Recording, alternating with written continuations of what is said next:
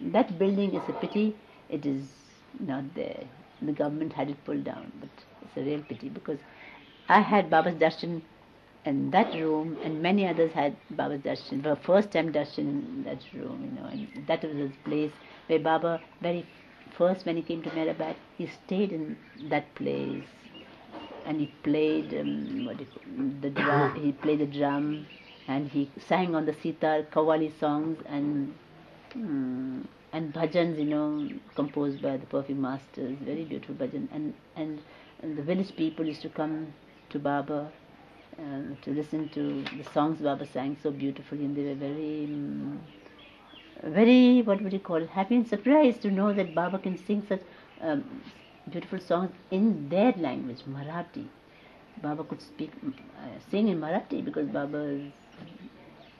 he knows 6 languages, and it comes very natural to him, and he sings Marathi, and also he knew other languages. Now what I want to say is that the villagers were much attracted to Baba. When first Baba went to was staying in Mehera, these villagers kept away. They did not know how can they have conviction, because in their in India there are always Hindu perfect masters, or Mohammedans, or Hindus, but never a Parsi. So they could never have conviction. They could not have conviction. So who is this Parsi? He did not. Parsi means the rest. You know what I want to say. Of course, they did not know the word Irani. So who is this Parsi? He calls himself saint. And they could not have conviction. Could not understand. But very gradually they came to know.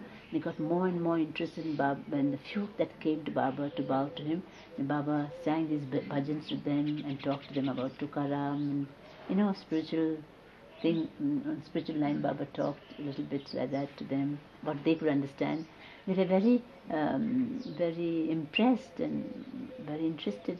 And so naturally, next time, more of the villagers came to Baba that next evening when Baba play on the drum and sing bhajans and all that, and they were very happy. And so the women and children also came, and of course, naturally, the whole village came to know about Baba, and they would all gather. Now, what happened was, I'm talking about that period was, let me see, this thing. One day, that same period I'm talking about is when we were there, Baba one day told me he wants kanji, a liquid drink, that is made hot on the fire. Don't you know kanji? Semolina. Yes, semolina. Yes, semolina. And what is sago? Sago, yes. So he wanted kanji of sago, and I didn't know how to make the kanji. So, so I rushed to to our place where 2 rooms are. We had the fireplace there. I told my mother to help me to make this kanji.